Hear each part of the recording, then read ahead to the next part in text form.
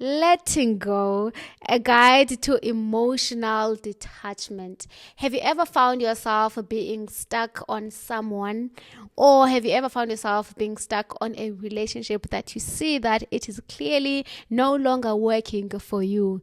Or even worse, being stuck on a relationship that only exists in your head. If that is you, then this video is definitely for you. So stick around as I unpack why we need to detach and a step-by-step guide of how to start doing it. So why do we attach? Let's be honest, attachment for us as human beings is our nature. We bond with others through attachment. We care about people, we love them, and we want to believe the best about them. And that is fine. That is totally okay. There's no need for you to beat yourself up about that. But there comes a point where you see that this relationship is no longer good for me. In fact, I feel like this relationship is now hurting me more than it is healing me. And that is the moment where you need to decide that now and then you just walk away. Okay, so detachment means that you stop letting other people be the boss of you. It means that you stop losing yourself in them. It means that you stop lowering your standards just because you want them to meet you halfway. It means you start to finally see your worth, and you start finally showing up for your inner child who needs you so much. Instead of abandoning her, you show up for her and you work on yourself. So how do we detach? I have 5 points that I will share with you of how to detach. So number 1 is radical acceptance. What do I mean by this? You need to start accepting the situation as it is right now, not for the hope, not for the fantasy, but for what it is. Tell yourself that this person is like this, and they might be like this for the rest of their lives, and that is fine. They're just not my cup of tea. And if someone is not your cup of tea, that is fine. That is nothing to be ashamed of, because you are also not someone's cup of tea. So accept people for who they are instead of trying to change them so much. Okay. The second thing that you need to do to detach is you need to go no contact. Block them, unfollow, remove their contacts, unfollow their friends, their families. Make sure that you don't trigger yourself on purpose. Stay away. You cannot heal in the same place where you were injured. You need to move away from the crime scene and go to a place that has healing.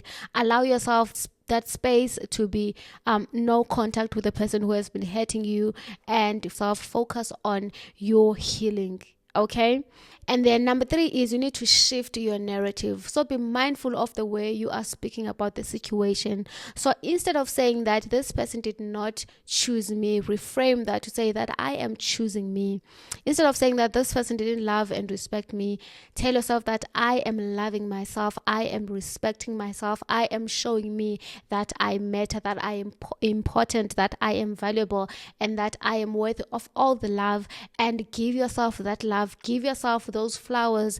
Give yourself the attention that you have been seeking or giving away free of charge. Show up for yourself. Show up for your inner child. Okay. And then let's go to number 4. Reclaim your energy. This applies to the point that I've just said right now. Reclaim your energy. What do I mean by this? Go to the gym, start working out, start going for solo days, start going for solo trips. Take time to be on your own. Journal. I cannot stress how much journaling has helped me in my healing journey. Write down your emotions. Sometimes you might be venting to people and they're just so sick and tired of hearing you vent about the same thing over and over and over again, but because they're your friends and they love you, or they are your family, they don't tell you that, hey, can you just move on already? So instead of bothering people with your burdens and your stresses that you're just trying to get over, learn to rely on your journal. Write down each and every day, how are you feeling, what is happening, what triggered you, how did you move from that? And do you realize as time goes by that you have healed so much? You look back at the same triggers that you have gotten a year ago, and see that now you are reacting differently, and that is a sign that you are healing. That is a sign that you're now showing up for yourself. That is a sign that now you see yourself. And when that happens, you'll start looking yourself in the mirror and just being so proud. You start looking yourself in the mirror and just loving yourself and focusing on the things that you love instead of focusing on the pimples and blemishes and things that are just imperfect about you. You'll start to accept yourself, to realize that you are worthy, you are fine just the way you are. You are not perfect, but you don't need to be perfect because you love yourself the way you are right now. The last point is you need to feel it to release it. So one thing about detachment is detachment does that you stop caring. It doesn't mean that you lie to yourself and say that you don't care about the person even though you still care about them.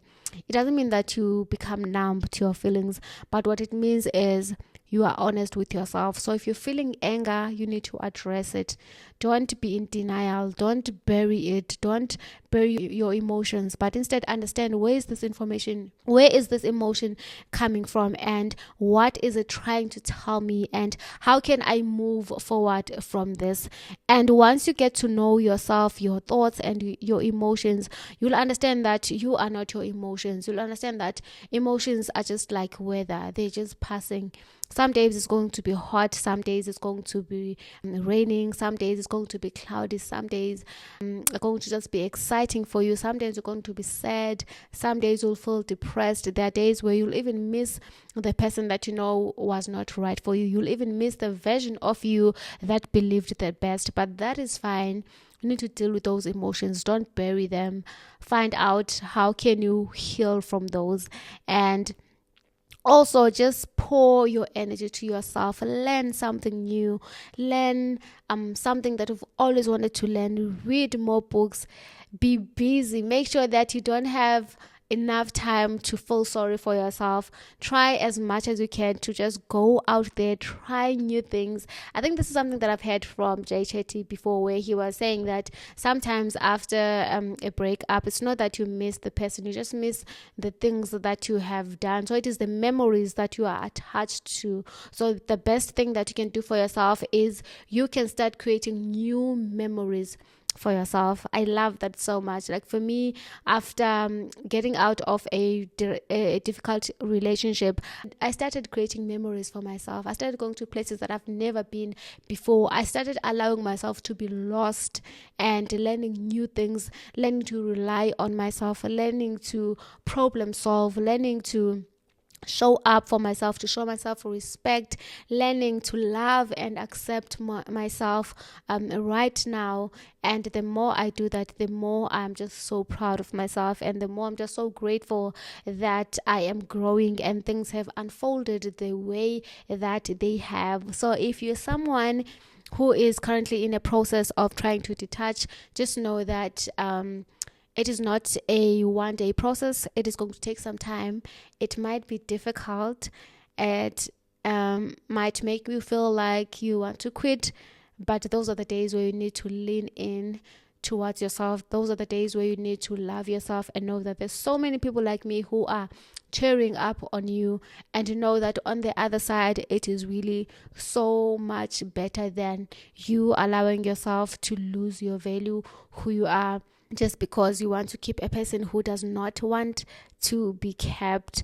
So let me know in the comment section below if you have ever been in this situation, and how did you detach, and what else can you say to other people who are currently trying to detach and who are really struggling with it. And I'm not going to lie, detaching is not easy. There might be even temptations to go back to what you know that it was not good for you. But just remind yourself that just because I am thirsty does not mean that I am going to allow myself to drink poison. Okay? So have a day as beautiful as you are. I love you so much. And until next time.